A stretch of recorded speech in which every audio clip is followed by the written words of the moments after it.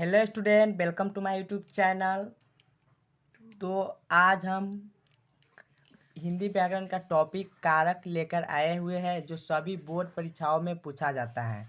तो वीडियो का पूरा देखिएगा, वीडियो को लेट नहीं करते, चलिए स्टार्ट करते हैं।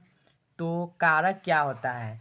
तो संज्ञा और सर्वनाम के जिस रूप के अलग अलग शब्द के संबंध का बोध हो उसे हम कारक कहते हैं।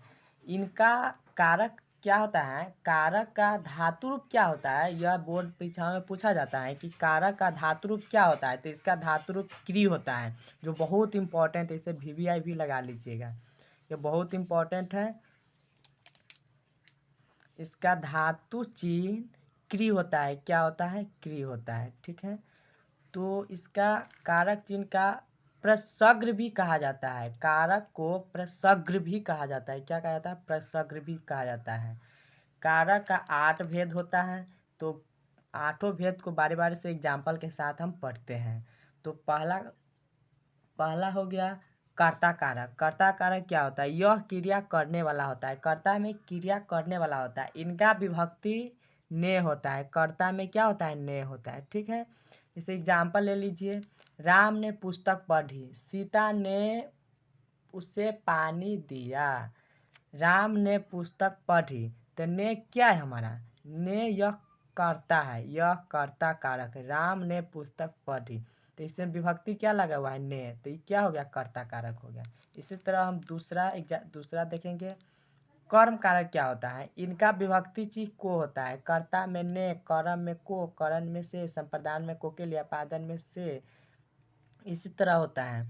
कर्म में होता है विभक्ति चीज को। एग्जाम्पल ले लीजिए, राम ने रावण को मारा, अध्यापक छात्र को पढ़ा रहा है। तो जैसे कि राम ने रावण को मारा, तो इसमें विभक्ति चीज ने और को लगा हुआ है। तो इसमें आप कंफ्यूज हो जाइएगा, क्योंकि राम ने रावण को मारा, इसमें विभक्ति चीज क्या है? नो और को। क्योंकि राम ने पुस्तक पढ़ी, तो ने भी है, यहाँ पे भी ने है। तो घबराने की बात नहीं है, क्योंकि जब हम स्टार्टिंग से लेकर अंत वाला जो हमारा अंत हो रहा है, जैसे मारा, मारा के बाद कौन विभक्ति चाहिए? तो को। तो यह क्या हो जाएगा? कर्म कारक हो जाएगा। इसी तरह तीसरा देखते हैं, करण कारक। करण कारक क्या होता है कि इनका विभक्ति चीज से होता है। इनका विभक्ति चीज से होता है। एग्जाम्पल ले लीजिए, राधा चाकू से फल काटता है। तो राधा चाकू से फल काटता है, यानी विभक्ति चीज क्या आ रहा है? से। तो यह क्या हो गया? करण कारक हो गया। चौथा देखते हैं, संप्रदान कारक क्या होता है? इसमें विभक्ति चीज को और के लिए है। इसमें को के लिए आता है। जैसे राजा ने भिखारी को कंबल दिया, राजा ने भिखारी को कंबल दिया, ठीक है। तो ने नहीं लेना है, क्योंकि कंबल दिया इसका अंत वाला के बाद जो विभक्ति चीज आता है उसी के अनुसार आता है। तो को, तो कर्ता में ने उस तो हो गया। संप्रदान में को के लिए होता है, को के लिए। तो को क्या है? हमारा विभक्ति चीज है, तो यह संप्रदान कारक हो गया। तो आगे देखते हैं। तो अपादन कारक, पांचवा क्या हो गया? अपादन कारक। इसमें विभक्ति से होता है।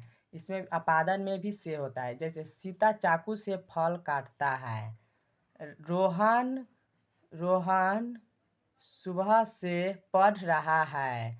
यह क्या हुआ? वह उदाहरण है। अपादन कारक के उदाहरण है। जैसे से, इसका विभक्ति चीज क्या है? से है, यह अपादन कारक हो गया। इसी तरह छठा देखते हैं, संबंध कारक क्या होता है? का, के, की, रा, रे, री विभक्ति चीज है। संबंध कारक के का, के, री सब क्या है? संबंध कारक का विभक्ति चीज है। तो राम का घर अच्छा है, मोहन का घर सुंदर है। तो का क्या है? हमारा विभक्ति चिन्ह है। तो का क्या? संबंध कारक। अधिकरण कारक क्या होता है? इसमें विभक्ति में पर आता है। में पर आता है, यानी मेज पर पुस्तक रखी है, मेज पर सेब रखा हुआ है। तब पर क्या है? यह हमारा विभक्ति चिन्ह है। तो यह अधिकरण पुस्तक हो गया, ठीक है। संबोधन कारक क्या होता है? इसमें विभक्ति ओ या अरे या है हो है आता है। इसमें विभक्ति चिन्ह ओ अरे है हो आता है, ठीक है। तो एग्जाम्पल ले लीजिए, जैसे अति रामायण रामायण रामायण 1900 ओ में नहीं, ये नहीं लीजिए। जैसे मान लीजिए, एक उदाहरण ले लीजिए,